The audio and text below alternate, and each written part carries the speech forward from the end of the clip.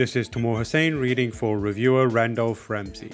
My kids had a litany of questions during our first game of Mario Party Superstars. Where, my 12-year-old son asked, was Monty Mole, his favourite character from the last game? Why are there no mini-games where you have to waggle the controllers around, my 7-year-old daughter asked. Why are there so few characters to choose from anyway? And why does everyone have the same dice block? My kids have had a lot of experience with Super Mario Party, the previous game in the series which was released on the Nintendo Switch in 2018, so these comparisons were inevitable. The newest entry, Mario Party Superstars, is a deliberate embrace of the Mario Party series' early days, before motion control gimmicks and twists on its classic game mode became the norm. This is a game that delivers on the core Mario Party experience, and is high on nostalgia, but my kids' questions highlighted the trade-off that comes with that approach. In embracing the old, Superstar loses a lot of tweaks and additions that have livened up recent Mario Party games, making Superstars as much of a step back as it is a throwback.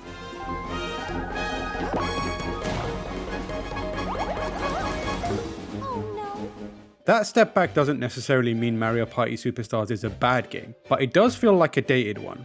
If you've ever played a Mario Party game before, then Superstars will feel instantly familiar thanks to its stripped back focus on the series' staples. Dynamic, shifting boards, a huge selection of fun mini-games, and more than a hint of tear your hair out randomness that gives almost every game an anything can happen feel.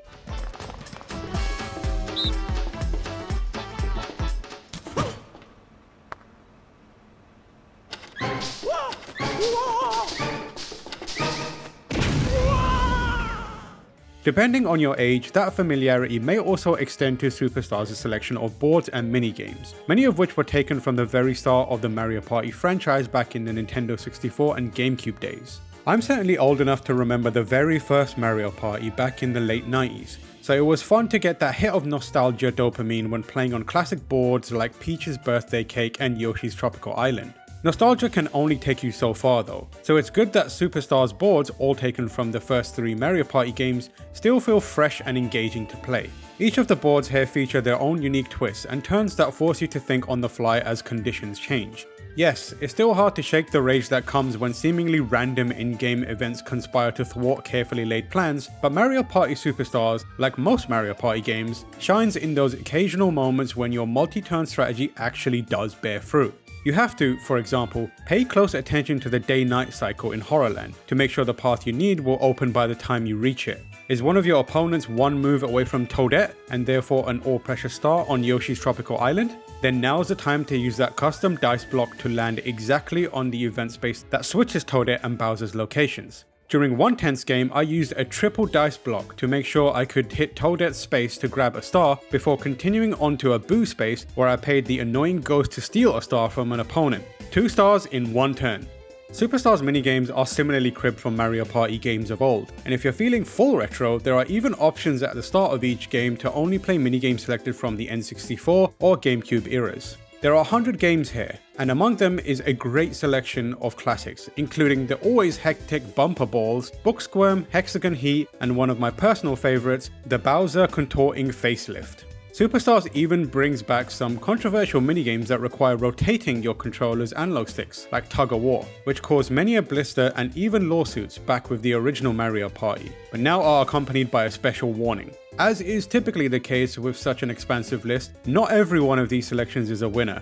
I'm not a fan of minigames like Crazy Cutters and Trace Race that require precise movements, such as tracing over a line for example, but they are ones my son gravitates to because he's young and has much better eyesight and motor skills than I do. All of the minigames in Superstars are controlled solely by using buttons and a joystick, which means none of the Joy-Con's motion capabilities are utilized. This approach has its obvious benefits. Unlike Super Mario Party, which could only be played using single Joy-Cons, any Switch controller can be used in Superstar, and the game can also be played completely in handheld mode. The move away from Joy-Con reliance also importantly means Mario Party Superstars is the first new Mario Party game released for the Switch that can be played on all flavors of the handheld, including the Switch Lite. Making the game available to all types of Switch owners is a positive, but removing motion control games does paradoxically limit the types of players that can enjoy Mario Party Superstars. Take my daughter as an example. Motion control mini-games were her favorite, as the intuitive controls allowed her to keep pace with her brother and grown-ups during a game session. She was much more disinclined to play Superstars because of this, and I can imagine many other little ones and many other casual players will feel the same way. The lack of motion controls just adds to the been there, played that feeling that permeates the Mario Party Superstars experience. This game, for better or for worse, is the Mario Party of old, which is fine for Gen Zers like me looking to scratch a nostalgia itch. But others more used to how Mario Party has evolved in recent iterations, even in its own gradual ways, will be a little disappointed. I miss, for example, some of Super Mario Party's additions such as unique dice blocks that actually add a layer of strategy to the character you choose, as well as the soundstage mode that was frenetic fun to play with the kids. There's nothing wrong with classic Mario Party, but I've played that game before. That's not to say that despite the heavy emphasis on the past, that Mario Party Superstars doesn't have any concessions to the new. There are several welcome quality of life additions, such as being able to exit a game midway through and resume it later, online player integration in all modes, and the ability to add extra turns at the end of a particularly close game, as well as an excellent minigame only mode that groups the 100 games into buckets such as sports, action, team-based and more. Mario Party Superstars certainly provides the highs that the series is capable of, but unless you're restricted to playing on the Switch Lite or itching to play with a Pro Controller, there's a better version of this game available for you and your loved ones to play in Super Mario Party.